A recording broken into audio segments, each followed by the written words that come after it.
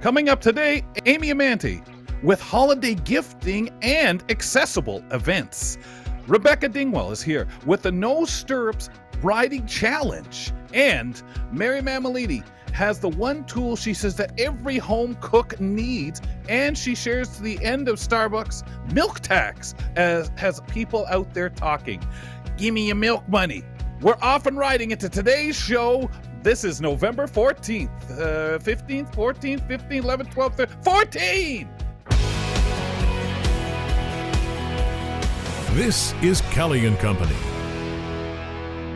You know, you do that second guest thing. So the 14th, glad to have you on board with us on the program. Really having fun. Hi to our YouTube audience out there. Everybody checking us out on AMI Audio. Absolutely fantastic. And remember, if you're listening to the podcast, we toss in some days an audio vanity card. You can check those out after some of the shows and do enjoy those. We will be checking on social media in a little while with Nazreen, but right now the holidays are approaching and it's time to get down to business with it and really think about what you've got to do. And I know you need a little help with that. The holidays are approaching, and no matter what denomination or observance you may celebrate, there might be some gift giving involved. Keeping this meaningful and affordable can be quite tricky. So arts and culture critic Amy Amantea is here to share some tips. Amy, good day to you. Welcome. Thank you, Kelly. Bright and early Vancouver when we ever talk to Amy, and we always appreciate when you hang out with us and come on board. Things good out there? I mean, last time there was tons of rain around. Yeah, there's a little bit more rain and wind in our future. There always will be because it's Vancouver. But I have power this morning. The last week I didn't have power. So, yeah. But knock How on long wood, was I it got out? power. For me, it was out about 15 hours. And then when I got power back, my internet was out for another 12 hours. Yeah, 15 still good, at least for the freezer. Sometimes things get sketchy in the fridge part. And when do you guys have your, and again, I'm guessing, I'm assuming, Christmas parade? How early do you guys have that? I don't even think we have one anymore, to be honest with you. Oh, wow. We must. There's it's usually traditionally it has been close to the beginning of December, or because they do a big Christmas present drive at a local hotel, and they offer you free breakfast if you bring in a holiday gift. So that has been the tradition, and I'm pretty sure they still do that. But I don't know exactly what date it is. Usually early in December. I used to get really frustrated here because in London for a short time, they would even have it before Remembrance Day, depending how it went, which to me was sacrilege. I just think that's so inappropriate. They have adjusted that. It's still early. I think it's this weekend. And I never liked the idea that it's at night. I just one of those people that recalls the day when it was first thing in the morning, 9 or 10 o'clock in the morning downtown. And right after, you'd walk into the malls downtown, the stores, and there was the old jolly old fella. Or at least if they didn't have a Santa Claus in the store, of course, not everyone would have, but they still were all ready to go. Every night before, the stores decked themselves out. When the parade was over, the doors whipped open, and you literally felt, especially as a child, wow, Christmas just showed up with Santa. He brought it in like a carpet. Cool. Yeah, I can tell you that I worked for Santa when I was a teenager. I was Santa's head elf, and I had one day I would wear a purple velvet outfit, and one day I would wear a green velvet outfit, and I had the time of my life being one of Where'd Santa's you do elves. that? That's great. Yeah, I did that at Park Royal Mall here in West Vancouver. Yeah. So for many and years in a row. you'd help Santa with the kids getting up there and whatever, and jotting down what the kids were saying they wanted for Santa's list? Yeah, actually, I hope there's no kids listening, but we had a secret way of doing things. So I had a microphone connected to Santa. And so I had in the sleeve of my, around my wrist. And so I would stand there and I would sit with the kids as they were watching the next kids on Santa's lap, and I would say, "Oh, you're waiting for Santa. That's great. What's your name? Blah blah blah. What do you want for Oh, Christmas? Blah blah blah." oh, And so brilliant. as they would approach Santa would say, "Hey, Timmy. Hey, Stewie," and they'd be like, "Oh, what? Santa knows my name?" And then I Oh, would stand with the man. parents and I would say, "Do you have any pet names? Do you have any of that kind of stuff?" So it wasn't really about them telling Santa me telling Santa what he was going to give them for Christmas, because you never know. You don't want to No, but that was you don't the want to spoil extra that. But help. more about him Oh, knowing, man. yeah, that grandma and grandpa were going to come, or they were going to go visit grandma and grandpa. Those kinds of things. So stuff that they knew from their environment, and that made it so much Yeah. fun for those Well, kids. I love it because of, who Santa is. He knows everything, that kind of thing. And he would know, little Elmer the cat's name or whatever. And Mhm. even Yep. just the littlest bit, I understand that you last month did this and that. Oh, I'm sorry, Exactly. Santa. Well, Yep. you Yep. go Yep. home and you think about it, and I'll see what I can do Christmas. How wonderful. Aim, we're going to Yep. spend some time talking Christmas on the show to get people set, get them reminded that they've got some work to do. Between the first day of the month and the last, you've got the winter solstice, you've got Christmas Eve, Christmas Day, Hanukkah, Kwanzaa, New Year's Eve, of course, New Year's Day. Oh, I used to love the dinner then. It's the time of year. It can be a bit expensive. Any thoughts, Amy, how we can keep our expenses at home kind of balanced? Yeah, I mean, there's a ton of thoughts. And just so you know, Kelly, December 1st is Eat a Red Apple Day.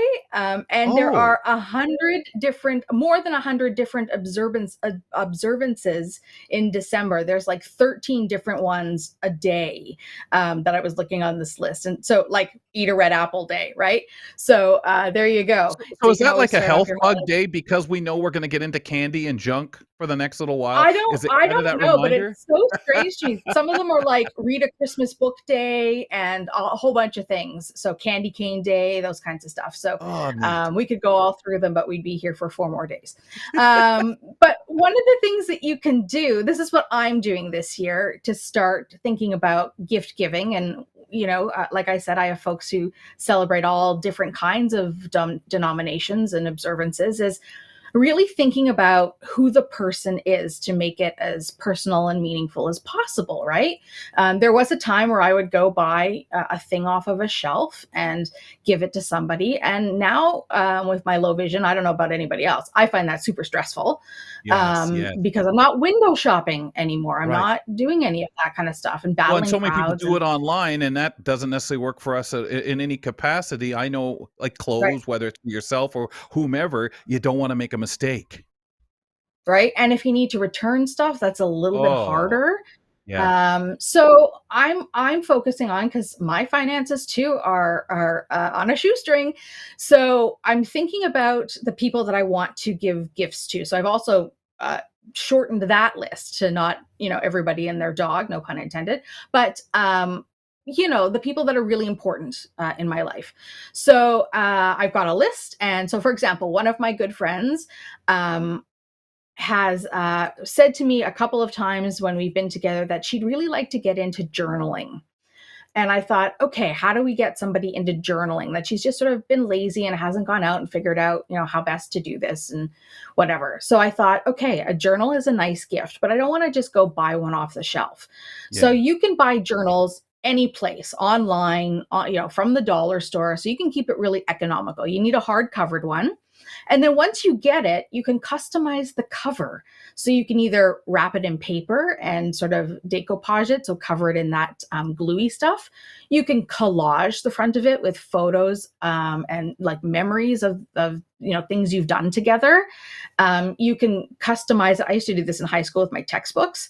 Cover it in fabric like the back of a pair of jeans, so it has a pocket on the front, and you Oh my just gosh. sew the sides. But then you can put in like pens or pencils or colored pens that they can Yeah. use to do that kind of stuff with. So, I mean, for like literally under $10, Kelly, you could have a nice little personalized gift that you could give to somebody, and you could write a sentiment in it on the first page that is about a memory of yours, or remember the time you told me that you wanted to Mhm. get into journaling. Yeah. So Yeah. here, Really start on personalize December it 1st. Yeah, and exactly, have start that on thought for the January person. 1st. Wow, really good. You Aim, how do got it. What would you advise when it comes to that decision we all get to at some point, and I think people are finding it's younger and younger, where they're making the decision, I have to cut down this list. It's no offense against others or group families together. You can always say, "Oh, well, my friend's family, I'll get them a family gift. That's something nice." Mhm. But when it comes to the individuals, like you're just describing with your friend, to journal, make it, okay, she's on that list. How do you? What would you say is the best way now? We all are pretty honest at saying, "Hey, man, it's too expensive." Mhm. Yeah. I think, you gotta come up with your list first, and I think if you document that list in some kind of way. So it's one thing to think about it in your brain and try and edit it in your brain, and it's another Yeah, thing to write it down or put it in a Word document or braille it down or whatever, some kind of written form, documented form, and think about it. Like, don't do this on 2 days before you want to give somebody a gift. Start this now and think about this, and then as you sort of think about it, things will become really clear to you. How many times a year do I spend with this person? How often do I talk with this person? How deep a conversation do I have with this person? How much do they know about me, and how often have they supported me? How much have we been through together? And you'll start to figure out, how deep those relationships go. mhm. And maybe there's something really important that happened to you this year in your life, and you can really draw from that. Or something that you're like, oh, like my friend here that I'm telling you about the journaling, there's something clear that I need to give this person because of a moment we had. And then you can figure out what your budget is for each of these people. Because, if you have something small you want to give somebody that may not be super close to you, but it's like a $3 or $4 thing that you can make, or you're going to bake a batch of cookies and give everybody, six cookies in a little cello bag with a Yeah, customized ribbon as a yeah. token of thanks, as a gift, then that's, a different thing that you could give to folks as a token of your thanks, as opposed to a bigger, more customized gift, right? You made mention too, Aim, the cost, right? We know that Yeah. is a challenge for so many people, a lot of people in our audience, no matter who you are. I don't care. It's always something to think about. And one piece of advice you used to always hear, well, buy one thing a month for the people on Mhm. your list. Do it that way throughout the year. And I have no idea. I mean, there are people who love Christmas, and that is their thought. As soon as the 26th come, they're Mhm. depressed, sad. So that's how they make themselves feel better at the end of the year into January. They start that buying those gifts. Is that what you would recommend? Have you ever tried that, or was there something that you did that helps you when it comes to that piece? And now it's so much more important because nobody has money. Everything is just so expensive. How about the reverse? How about giving somebody a beautiful card? You can make a card if you want to. A beautiful card with a lovely sentiment that just says, "We all know we had a tough couple of years.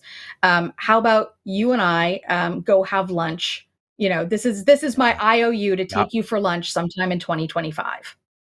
Yeah, I Right? like that So that because you can spread that right? out over that time too. Yep. That's right. And I think that if you do it as an experience, like with that, I want to spend time with you, as opposed to I owe you a scented candle in 2025, that Yeah. basically what you're saying is, I would like to spend more time with you. And this is how I would like to do it. And even if you can't offer that as a gift in terms of, I can pay, $60 for the two of us to go for lunch. Maybe the offer is, I would like to spend more time with you. Maybe you and I look at a time where we can, each treat ourselves to lunch, but we're Yes. spending time with each other. Yeah, fantastic. Absolutely great suggestions. And I think really important because there's those times where people just, no, you can't do that. No, you can't. That's not really and so much has gone the other way. We know it's tough Yeah. right now, and you can think the world of the person. And some of that is just sit down and hang out with them and catch up. One other thing, Aim, something to do. Yep. Something to do. Well, my favorite thing to do over the holidays, and I'm not a huge Christmas person because we don't have a big family. I think Christmas is for kids, and we don't have any kids in our family. But we get together and we, do the traditional dinner thing with our family just to spend time with family. But I love the East Van Panto here in Vancouver. It's audio described. We do an audio described. Tickets are 50% off for Oh, the anybody who wants description. So we offer those at 50% off. Well, the theater offers those. And the East Van Panto is something that takes a year year to custom write. So they start in January and they custom write it, and it's all based in East Vancouver. So it's all local references, and they use these local references in relationship to a popular story. So last year was Beauty and the Beast. This year is Robin Hood. So they take the classic story Nice. of Robin Hood.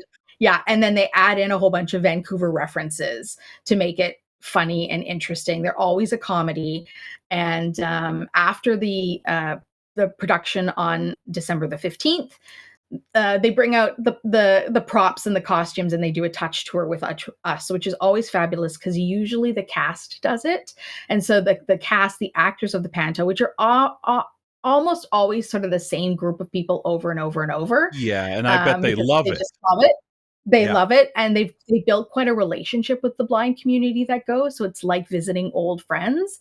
Uh-huh. And not just that they take the show like, a story like the, Robin Hood story, they also take popular songs, could be a Taylor Swift song, you never know, but they rewrite the lyrics to the songs, right? So you hear a familiar tune, but it's different lyrics.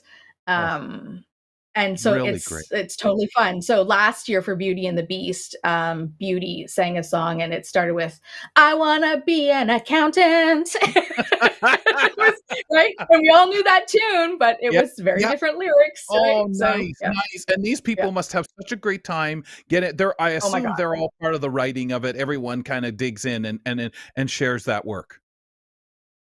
Not necessarily the No? cast, but I think during the rehearsal process, I bet you things are tweaked a bit because somebody I goes, think "Oh my so. gosh, this would be brilliant," and then you're like, "Oh my gosh, we have to do that," right?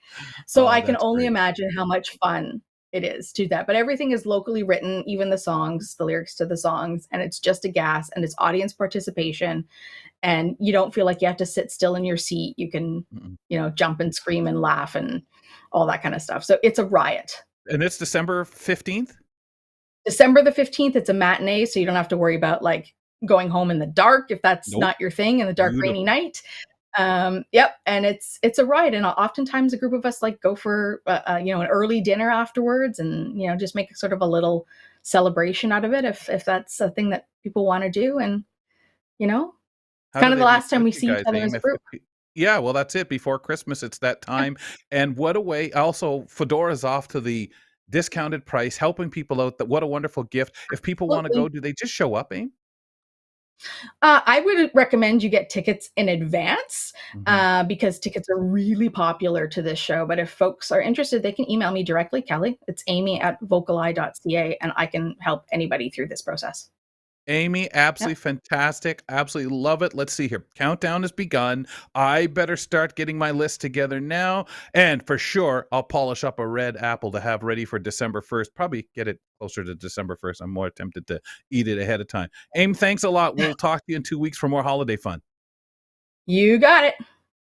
Amy Amantea joining us, our arts critic. We have a lot of great conversation, lots of great advice, tips. If you miss any of that, do check it out on one of the repeats on AMI Audio, or find us as a podcast and on YouTube.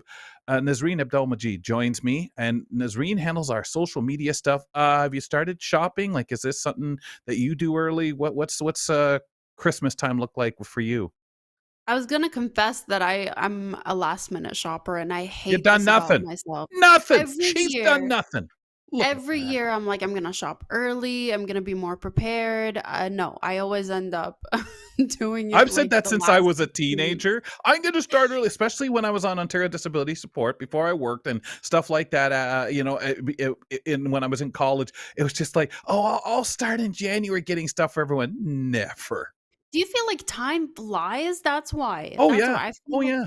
time is And I think we flying. play the game of what am I going to get for who, and it becomes overwhelming. Back as a like years ago, I found it overwhelming, and it just became frustrating. And then you end up saying, "Well, I'll just do this." And if you said, "I'll get him a gift certificate," that shows no thinking. What? I I'd love a hate gift that. certificate. I don't want someone to get me something I don't want. Like it really, I think, Mhm. gets people frustrated. And again, we get into that part of, oh gosh, we're taking what the meaning of Christmas for sure on that level anyway. We're taking it away by making you so frustrated. But I don't know. I know some people have got it down. to do the shopping early, to pick out things. Other people love Christmas and still want to do it last minute. And I don't think there's Mhm. anything wrong with that other than if you get frustrated in the stores and start fighting over stuff. Yeah, but you're absolutely right about being overwhelmed. I do get overwhelmed when it comes to gift shopping. However, I love gifting things for other people, but I do have that um I do contemplate like what am I going to get this person? What am I going to get that person? And I just end up stressing out, and then last for the last 2 weeks, that's when I'm like, okay, now I need to take this seriously. And I hate being the person that does the gift cards scenario where Oh, it's like right. Yes. Yes. 'cause I'm like, I feel like this is the last gift shopping moment where I'm like, okay, I'm just gonna get this person a gift card and And call they're it a gonna day. know they were the last moment as opposed to Yeah. I'm leaving it to them and I'd have no friggin' idea what they might want. So there you go. Yeah. Nisreen, we're getting some feedback. We've done a couple of polls this week, did one yesterday, and Mhm. I'm kind of curious what's our results as people can reach out to us. You can run it down a little bit, social media where we'd like to hear from. This is a Twitter poll. Absolutely. So yesterday we spoke about wellness and health and wellness, and we threw a Twitter poll question at you guys, asking you guys, what do you feel you lack the most when taking care of your health? And our options were exercise, sleep, eating healthy, or other. 80% of you guys said exercise, and 20% of you guys said eating healthy. And somebody commented, and Minnie St. Clair, she messaged, I discovered I have sleep apnea, eating healthy, done. All that's left is exercise. I'm hoping once my CPAP machine is here, sleep will be a full night. And I hope so too for you. Please, if you want to connect with us on Twitter and Instagram and participate in these Twitter poll questions or any of our tweets, you can follow us at Kelly and Co AMI. That's Twitter and Instagram. And if you want to watch any of our episodes, you can go on YouTube at Kelly and Company and subscribe to us there. And also, if you miss any of our past episodes as well, you can also go on any podcast platform that you prefer. So I know people with the sleep apnea machines, and I think sometimes it's one thing to get used to it, maybe get the right mask, you're comfortable with that. But others have said to me the other issue is my sleeping. I like to sleep on my back, my side, but face down, and I know that takes a lot to get used to. But I've had so many people of recent tell me how absolutely game changer. So you always hear when someone says I have to have a sleep machine, you really do hope that they're going to have that experience. And it sounds more times than not, because you kind of get thinking, will it really make a difference? We know safety wise, there are so many reasons to get the machine if you have sleep apnea, the dangers that come along with not having it. Mhm. But to find that place, that your Valhalla, and be able to sleep and get the benefits of it. I mean, I've had several people say, man, it's a life shift, man. It's such a difference. I wish I could have got this years ago. Yeah, yeah. I heard from so many people that it's a game changer, but as you said, it takes a lot to get used to. It's big, it's loud. And how about the people around you? So I want Yeah. to know how it's like for the people around you sleeping in the same bed.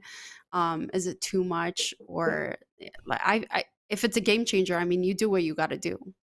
Yeah, I had to do a sleep test earlier this year, and a guy that was giving me a ride there through paratransit, he was talking about his experience, and then I saw him a while later, and he said it was just fantastic. Mark Aflalo, who handles all of our tech work for the show. Mark, you have one of the machines, right? How's it work I for you? do. You know what? I've been on and off it for about 10 years and I finally got back into it. The machines, number one, aren't loud anymore.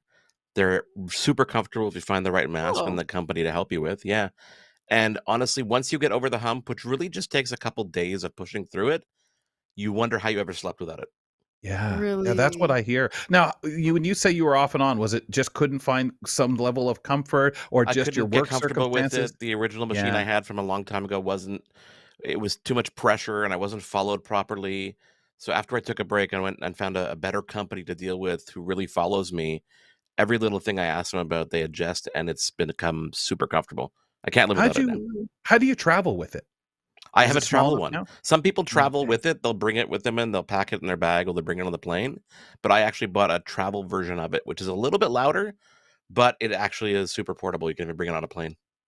Wow, that's amazing, and that's what I've been hearing, and I've talked to a few people, and it's hard when people are on assistance because they show up at the place, and it's almost like, well, because you're on government assistance, you get this machine, as opposed to Mhm. what really works for them, or what mask, or can I have somebody teach me, especially if you're low vision or blind or have another disability, where cleaning it may be a bit more of an issue. We need those supports. We need that help. It just can't be the, oh, well, this is the one for you. That it will box it up, get out. Hopefully, someone shows you how to use it.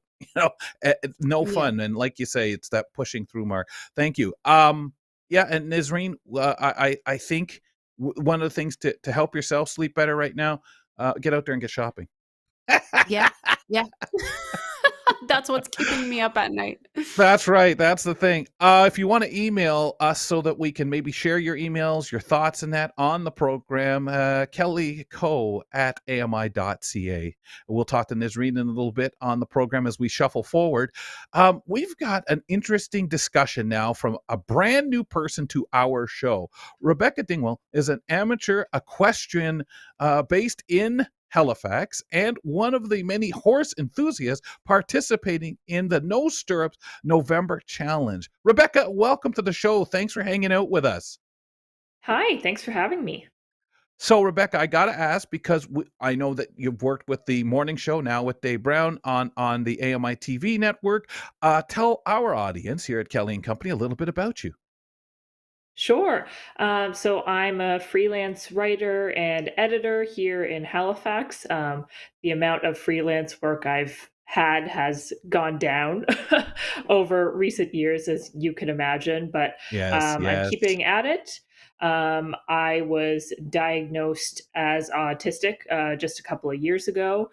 So that's something that I've been kind of navigating what that means for me, and it changes kind of not changes how I show up, but I guess helps me be a little bit kinder to myself and helps me understand myself more. So that's also been a big thing that's happened in the last couple of years for me. Wow. Well, we're looking forward to you bringing some of your interests, such as what we'll talk about in a few minutes. But I do have to ask. I mean, we know the conditions of media these days, and we're kind of always, as media people, fascinated. But also the world of freelancing. I've met enough people working for AMI TV, going on shoots, enough writers out there, and just that business of we always joke in theater, music, and all that about the starving artist, but we've got the starving journalists too out there, and finding places for your stuff. For people out there thinking about it and saying the same things, yes, it's so tough. How do you get anywhere? It's a lot of sussing out where you can send your stuff to and finding out are they interested in publishing it, isn't it? Yeah, for sure. And honestly, a lot of the time it just feels like you're throwing emails out into the void, and you never hear anything. Like, I think just in the last couple of weeks I sent emails out to a couple of folks, even somebody I was acquainted with who they had put a call out looking for writers. So I sent them an email being like, "Hey, like I'd love to send you my CV, love to work with you," and so on and so forth, and just crickets back. And it Oh, can man. it can be a little bit demoralizing, I think, as Oh, well. yeah. I would imagine because you think of yourself, you have to have confidence for what we do, even just sitting here running my mouth or somebody sending out their work and saying, "I think this is a good piece. Would you be interested in, publishing this?" You don't hear anything back. You start really feeling like, "Well, hang on," and second guessing yourself. And a long time ago, people used to, "Hey, got an idea. I want to write a story on this net. Would you guys be interested? We'd be interested. Go do it, and we'll pay you for that, obviously." It doesn't work that way as much anymore, does it? You kind of have to do all the legwork and then shop it around. Yeah, but then some publications don't want you to do that. It really Yeah. depends on the place, and some of these places are great, and they'll have like a pitch guide on their website, for example. Others, it's just like nothing. You have to figure it Oh, out. So that's I sad. try to go to those places that at least seem on the surface a little bit more freelance friendly, and actually give some instructions into how to maybe break into that place. But I think a lot of the time you have to accept that you might get nothing, and if you're able to get a day job, then uh, it's not a bad idea, even just part time. Well, we'll pick up more on this as we go along. Really happy to have you with us. Let's talk about equestrian. Your equestrian life. Yeah. Fill us in on that. And I'm a person who rode when I was a teenager through a special ability riding academy, and I know it was so fun and made you feel so good. Even just finishing up, jumping off the horse, and giving that horse a hug and saying thank you. Yeah, it's something that's really close to my heart, and I did it. I was pretty young the first time I rode a horse. This was part of a March break camp somewhere out in, I think it was probably the Valley somewhere in Nova Scotia, a stable that doesn't exist anymore. And then when I was a teenager, I started riding elsewhere. Had a really great instructor for a while, and then after she left that stable, things kind of changed for me. I didn't frankly didn't like my other instructors as much. They just weren't as kind, as encouraging as she was. Oh, So wow. And you I need kind of that. started to, yeah, yeah. So I You kind of do. started to fall out of love with it, not out of love with the horses, but it No. started to feel like a chore. So once I got into high school, I stopped. I kind of with the excuse of, oh well, in high school I'm going to be really busy, which I Yes, was, I know but that one. um I did too. I did too. yeah. um and then I think it was 2016, if I'm not mistaken, or thereabouts, where I discovered Halifax Lancers, which at the time was called Halifax Junior Bengal Lancers. So for years, I thought that was. I think my mom had me on the wait list for there for a while, but I never got in as a kid. I thought that it was just for like kids and teens, because the name Junior was in the title. It's Yes, not of course. anymore. I think that's Right. partially why. Um, Yeah. but I went to, there was an event in Halifax called Open City, and they had a bunch of uh, events going on throughout the municipality, I guess. And Lancers was doing barn tours, so I went there, and it was just kind of like, oh, let's go see the horses with my friends, sort of thing. And the woman who was doing the tour informed me that they do adult lessons there, and I was like, wait, what? And at this time, I had recently gotten a full-time job at a newspaper, so I could afford it. um, Oh, and nice. so I was like, so as soon as I got home, I basically emailed and was like, hey, how do I get in on the wait list? Because just from what I heard, I asked around a little bit, and they're Yeah, like, but they're yeah, a adult busy lessons place. are, Yeah. yeah, yeah. And I was asking around, and they were saying like, oh, adult lessons, they're pretty chill. It's not too, like, they don't push you to do compete or do shows or anything. So I thought it would be a good fit for me. Um, and yeah, and then I was lucky, because then by the time September rolled around, I think it was June that I first visited them, and by the time September rolled around, they said, we think we might have a place for you. So I got lucky. Now I think you'd be waiting a lot longer. The wait list is huge. I know that much. It's so enjoyable to do, and I can understand that. Whether it was when you were a youth and did it or when you got back into it, what thing scared you the most? I mean, you get on there, and I think back to how much I looked forward to getting on there, doing it, but there was always something, probably falling off, that Mhm. that nibbled at me, or something I would do wrong, or something that could happen in the blink of an eye, till you get to that place where that vanishes. And obviously things do happen in time. Like they say, Yeah. you have to fall off a horse 10 times, or once you fall back off, get back onto it. Hurry up, get on there. What for you was that thing, if anything? Yeah, as a kid, I was a pretty nervous rider. Like, falling off was something that scared me, which obviously happened to me a couple of times. I think more than that, the horse getting startled and and kind of running off. I Mm-hmm. thought, Yep. Yep. or bucking, kicking back its back feet. That was also, I was worried about that Being happening. I thrown. think that Yeah. that the horse kind of taking off scared me more than anything else. When I've talked to other adult riders, they find that they're more nervous now than they were as a kid. As a kid, they were Yes. like, "Oh no, I thought I was invincible." I'm kind of the opposite. Not that I think I'm invincible. I certainly don't. But I feel like I'm a lot less nervous than I was. I think because I have had a bad fall, and I was like, okay, I know what that's like now. You I survived it. survived, Yep, yep, and yeah. I think I'm a better rider now, and I think that I'm able to assess situations better, and just kind of I'm like, it'll probably be fine. That's sort of Oh, the man. that's sort of what Beautiful, that's what I though. try to tell myself. Yeah. Yeah. Yeah, and I think it worked, right? It helped because like you say, as a kid, you had Mhm. this and that, and now you're confident enough, wary enough, but there's no way you want it to ruin what you do because it's such a fun time. Let's talk about the fundraiser. What is Mhm. No Stirrups November, and how long have you been involved in doing this again? Yeah, so No Stirrups November, I'm pretty sure it's been happening at Lancers for um, as long as I've been there, or pretty close to it. So it's been a few years, but it's also it happens across the equestrian world, amateur riders, and Oh, I think some professionals too probably do it. In the context of Lancers, it is a fundraiser, but it's basically during the month of November you ride at least part of the time when you're riding without your stirrups. So for the uninitiated, that's what you put your feet in, basically. okay. They How say come? drop your stirrups. Yeah, how come? Yeah. So, I guess a few reasons. It's kind of like, again, it's a confidence builder for a lot of people.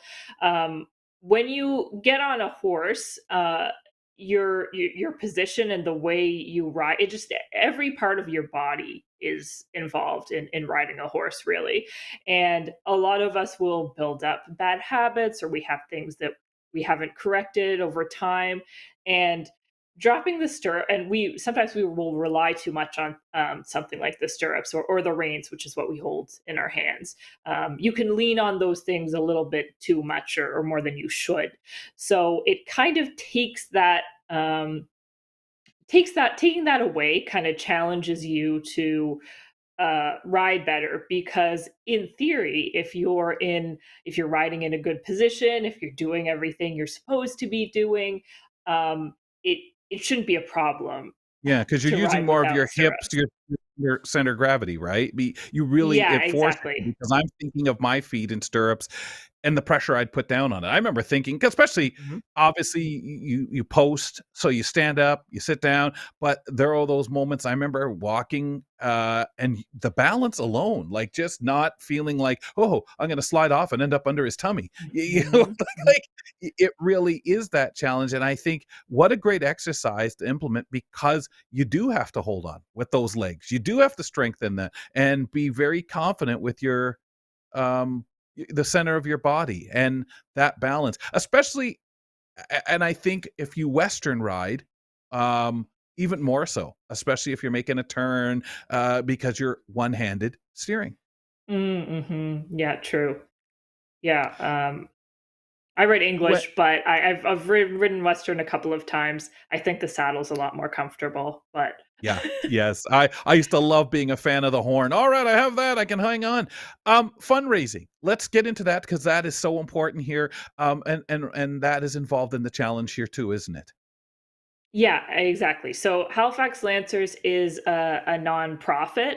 So basically, the fees that members pay to ride there, it goes directly back into the barn. But we don't pay enough to actually offset all the costs that Lancers incurs, because I think it's like they had posted an infographic, and I think per year you're paying a lot to own a horse. I don't want to shoot out the number because I'm not sure I remember it correctly, but it's you can imagine it's a lot. Yeah, of So course, with board and everything and and just the upkeep and making the availability and the support needed for sure. Yeah, exactly. So, it goes through things like horse feed. If one of their or two or three or four of their saddles aren't looking too good, can we afford to replace them? They get veterinary care, they get dental care.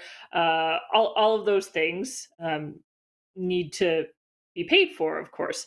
So we usually fundraise at least. We have major fundraisers a couple of times a year.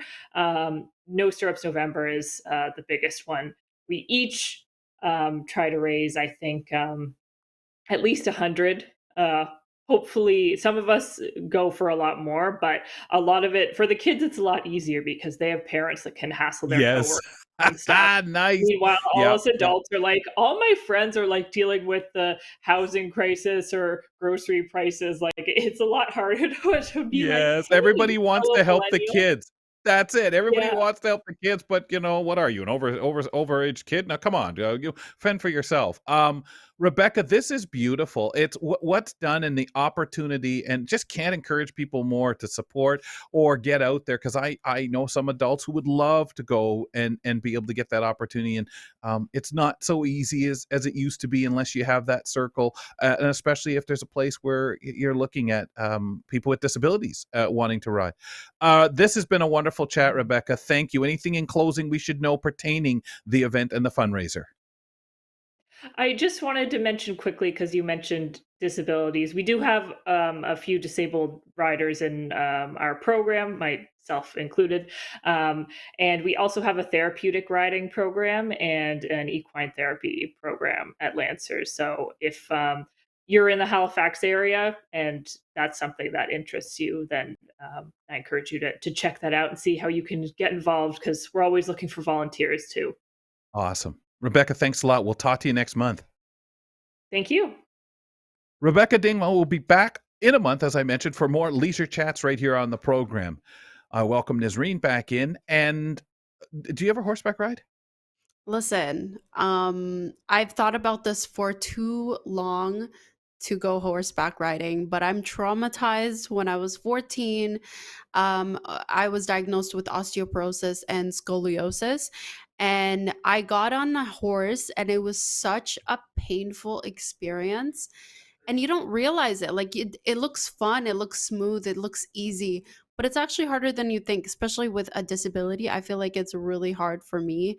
And I have 3 fractures in my back. So my husband was like, okay, let's go horseback riding. Let's do this. Like it'll be fun. I'm like, I don't know. I feel like it's still gonna be painful. So I'm still Yeah. traumatized from the last time. Well, and especially first times, or when you haven't been for a while, you get the quote soreness unquote the next day. But you are Yeah. talking some things, as Rebecca was saying, about letting your legs hang down and the no stirrups, because we get so used to it. I know how much that when I first got on the horse, and if I was riding with my feet out of the stirrups, if one came out, it's like, whoa, whoa, whoa, hold on, I got to get that in there. Um, your center of gravity is thrown off so much, so you do need to Hmm. strengthen your hips and your legs and things like that. But I'm Yeah. going to tell you, the therapy riding that they talk about, and you know what, I want to Nazreen, try maybe that's it. the kind of thing. Do it, because there are so Yeah. many ways you can horseback ride and take it easy on yourself and just walk around and be one with the horse that way. I understand the fear that some people have about the horse bolting at something. Birds will make them jump, and I remember that, and having to cycle my horse back around. Let's go check that out, and being fully aware the horse might rear up and say, no, why don't you go lay down on the ground here, I'm gone, Hmm. right? And the fears you could have, but boy, is it ever rewarding. So I do encourage, as we work our way through this edition of Kelly and Company. Appreciate you being with us. Remember, as Nazreen said earlier, follow us on Instagram and Twitter at Kelly and Co. AMI. Now, we'd like to welcome in Mary Mammoliti. We have our visits with Mary weekly on the program. This is our chef from kitchenconfession.com. Check things out. Hey, Mary, how are you today? I'm fantastic, especially even better because I'm here talking to you. You ride a horse ever? No, I haven't. Do I want to? Absolutely. I think the Frank ride first thing one? I've ever done, you know what? I don't know. I've never Because asked him. Is that awful? I know what Frank will have to be doing as he spots as he's riding his horse and making sure, Mary doesn't fall, that it's a nice smooth ride that she could actually ride around with a Absolutely. dozen eggs on the top of her head. You were going to say something. So are you thinking this is something you'll do? I'd love to do it. I mean, the first time I've ever been anywhere remotely near a horse was, I think, years ago when we did Taste of Edmonton or Taste of the Prairies. That's what it was. Taste of the Prairies. And I fed a horse for the first time. Oats? Like, with my hand. Yeah, no, I don't know what it was, honestly. This is city girl meets country. I had no idea, A but ball of oats. I used to worry about I losing my had my fingers. hand out. Yeah. Well, that's what they Yeah. said. They said, And "Don't they curl told you, your fingers," and of course, nope. immediately I wanted to curl my fingers. And curl Um, up and say, "No, no, no, somebody else do this then," because your head says, "Is my fingers curled?" And you're just afraid you're gonna feel it. I remember the one time I felt the horse touch my palm, scooping up the food. I thought, "Man, if that had been a finger, woo." But yes, right? it's so great, and they so appreciate it, and what a nice reward for, I used to say, for carting me around and stuff like that. Today, Mary, we're gonna get into a few interesting things that you've got to discuss. First, we're gonna talk about that favorite tool in the kitchen, and this is one that you feel everybody should have if you call yourself a chef. Home cooks, chefs, beginner, everyone should have this tool, in my opinion. I think it's just so versatile.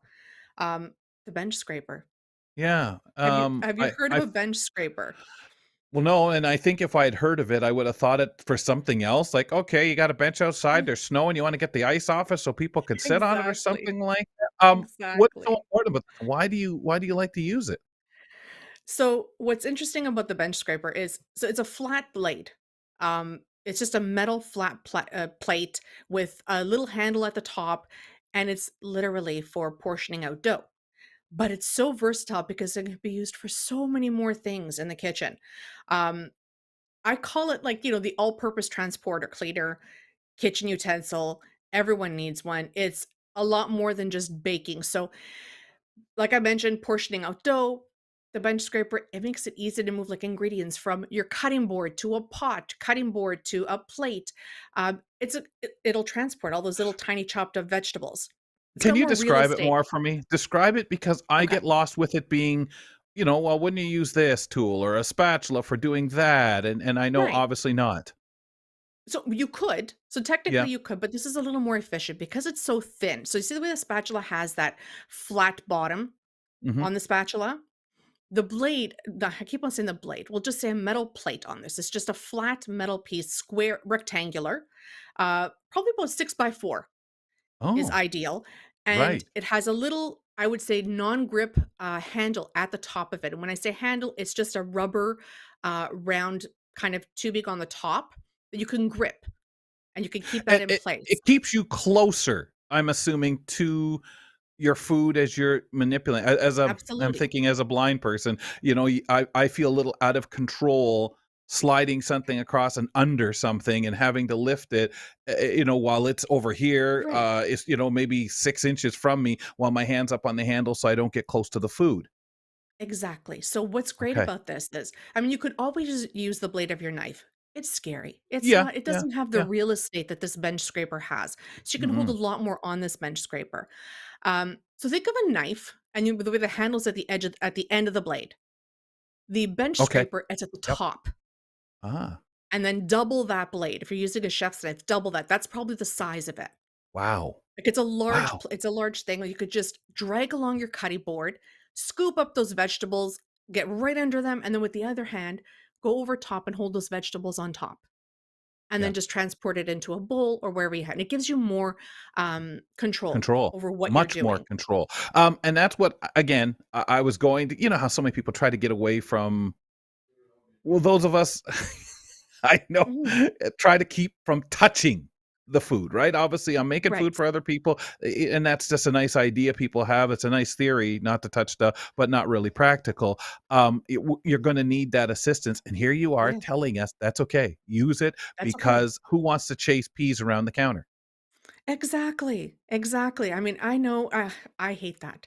And to me, every time I drop something, it's like, oh, here we go. It's going to take me forever to find. And you're dragging your feet Hmm. and you're, Oh God. stop, drop, and roll, and it's all happening. Oh I'm not going God. to say Hear this is this, going to Nazreen, as you're eliminate it. chasing your food around the counter onto the floor. No way. No way. I just, like, I think of too many cases where I'm like, "Whoa, whoa, where's that gone? Where's it going?" Or worse, when you don't know and you find it later. "Oh, thank you. Nice little cold peas or vegetables." Okay. Yeah. I give up And on it's it. perfect for that. You give up Yeah. on I it. give We'll up on find it it. eventually. Lost. Nazreen says, "Get Lost. an animal. Have an animal in the house. He'll get it." Yeah. No, I Yes. just vacuum it all up after and call it a day. That's it. That's it. That's Is that why you exactly got the it. wet vac now, just to cover those wet vegetables? Oh God. Yeah. Jello. Can you use it in a frying pan? Or would you? Or would it damage it? it would damage it because of the metal Okay. plate Yeah. on it. What I Yeah, that's would right. use it though for is if you're portioning out dough, like I mentioned, or if you're working on your countertop to knead dough, if you're working on your cutting board again to cut a pastry dough, Mhm. and you've got all these leftover bits on the counter, Hmm. use that bench scraper again. See bench scraper, and you're just scraping all that up off your counter, so it makes easy cleanup. Why do they It, call it it that? It's just I not wish I knew. appealing to me. I hate it. I It's don't, not. oh my God. It's not, but it's a great tool to have. Honestly, every time I cook, I take it out. I always have it by my side. Um, and what I would recommend buying is, like I mentioned before, a 6 by 4 inch stainless steel bench scraper. It's got a non-slip handle. You want to make sure it has the non-slip handle, and that's dishwasher safe. The majority of them are. They're easy to clean, and it won't stain or warp because there are plastic ones that are out there. They Okay. do the Yep. job great, Yep. um, but they discolor, they warp. So you're best off get this stainless steel blade, and then honestly, for around $50 is what could Wow. get you a really durable tool, Yeah. and it'll last you forever. Yeah, just ignore the, unattractive name, but think of the great uses of this device. This is wonderful. Bench Exactly. scraper. Okay, Mayor. Mayor, I think we better make a little time to get into a topic dear to Nazreen because she has a lot of great friends and great items that she likes. Let's talk about Starbucks. What's going on over Yes. there? What's they've got some things they're up to these days that people might give a thumbs up on. Absolutely. I, for myself, I'm one of them. I mean, so I call it the no more milk tax. And that's what I've been reading a lot about online, hearing in the news. Starbucks, they finally leveled that playing field because they removed, I don't know if you know, they had an extra charge, so a surcharge on non dairy milks, whether you get almond, soy, oat, whether it's lactose free. So this Hmm. went into effect in the US and in Canada as of November 7th. So it's already out there. It's a pretty big deal, especially for people like me that have been asking for this because I could never wrap my head around why are we paying extra for something that we have to have. Like we can't I can't have regular dairy. Yeah. So for me, Hmm. I needed that alternative. I mean, now it's just so cool. Everyone's using the milk alternatives, which is fine. It's great for me. But uh, now is when Starbucks decides to eliminate this Did surcharge. Starbucks, when they first had the different choices of milk, they didn't have this charge, did they? Didn't this come along Yes. later? No. No, they For as had it long all as the I can time? remember, because I mean, I do love a Starbucks. I'm not gonna hate on them. I do love them. But I never understood the surcharge because I would originally I started with before they got almond and oat, I was Right. drinking lactose-free milk. And they would offer that. In the US, though, they wouldn't offer lactose-free, they would offer soy milk. And I just thought it was interesting that I'd always have to pay more than my friends. I just How didn't many And different understand that. kinds? people and Oh, there go are ahead, miss. people who take soy and almond milk and oat milk Mhm. just for the taste, not just Yeah. because they Yep. really need it. And that's Absolutely. unfortunate that you have to pay extra for that. I don't I'm baffled by this. I never knew this. Yeah, yeah. And it was for years. And I think this is where it leads me right now. Yes, they've done it. I'm happy they've done that. Um, I think it's about time, and it was long overdue. But for me, I keep on asking this, and I've asked so many people: Is it too little, too late for some customers that they've lost because of Hmm. this You know situation? what's interesting? I'm not sure how many people because do you get okay, Hmm. you're talking for people who there are some people who need it, whether it's an allergy, a choice because Hmm. they can't have regular milk if you want to call it that. They Hmm. don't want diet or the diet milk or whatever you call it, skim milk, Yeah. diet milk, skim milk. But you stop and think, what else do we pay extra for, whether it's whipped cream or whatever? And a lot of those charges people just accept. So, like you said, the people who have it just for the reason of, oh, it tastes better. I find it hard to believe on a milk product. And I do get, ladies and gentlemen, I'm certainly not an authority on almond milk or everything. Like when it comes to Hmm. the cost, I know they cost more, but I find it very interesting that you would incorporate a tax when why would you just not adjust it in your price the same way you will when Mhm. you have your fancy drinks and people are asking for cream or this and that. Is it fair to liken it that way, ladies? Um, I think for me, when we're talking about price, I'm gonna because you hit on something that was really interesting, which is price. There are so many different types, so many different products out there now that are almond, oat, that are soy. Yeah, Prices, they've come down. They weren't what they used to be. because more are buying them, right? Correct. More are buying them. Consumer demand for these Mhm. products has increased. And they're producing more of it. And there are more options available. So it's not difficult to obtain these products. Mhm. So I don't feel that there should have been ever an extra charge for these milks because I mean, we're not going Absolutely. to ask someone, do you need it because you have to, or is it because you just like it? It doesn't matter, right? It's a milk. It's part of this. I understand you have the choice of whipping cream or no whipping cream. That's a choice. But part of the drink is this milk. I don't know. I'm kind of I'm there. I'm right there that I'm glad they finally did it. Was I upset that they did have that extra surcharge? Absolutely. Every Sure, single time I bought one, sure. but I still bought it. Um Wow. And what was the movement to get them to change this? Do you think just people like yourself shrugging every time you had to pay it or making a comment? Or do you know if there was an aggressive campaign out there, or maybe a staffer that said, "What are we doing here?" I want to believe that's what it was I that they hope. finally listened to the customers and what they were saying and how they were reacting to it. But I also believe numbers speak volumes. So Yeah. I do know that according to analysts, their numbers have dropped. Um, and I, I think they need more than to just bring down this price. I think milk prices, they need to shift. Um, they need to streamline their menu, reevaluate overall pricing when it comes to their products. They're great, and I love what they do. But I did poll this on my social media, and it was really interesting to hear some of the feedback that I got that was around to people went to local shops Yeah. because one, Yep. they didn't have that surcharge. They were not as expensive, so they're more affordable. And they felt good because they were supporting local. So it's a Yeah. toss up there. Yeah. Yeah. But a lot of them Wow. did say that, they felt that the prices are just they're becoming too much. Yeah, I They're can too understand. Yeah, much. and we hear that about Starbucks all the time. Ladies, thank you kindly. Nazreen, appreciate you today. Mary, always appreciate you today. Every day we have you on the program with so much vital stuff to talk about, ladies. Thank you Thank Thank you. you. for all the great tips, whether it's using a bench scraper to keep things tidy in the kitchen or catching up on Starbucks new policies. Mary Mammoliti gives it to us all the time, once a week here on the program. On the next show, Lawrence Gunther highlights the audio-described TVO series, All Too Clear, depicting the underwater chaos of invasive species are causing in the Great Lakes.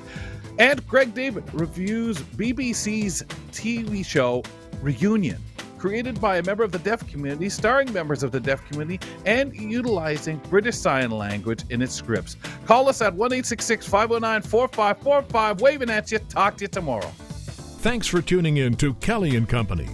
Follow us on all social media and don't forget to like and subscribe to the channel for more.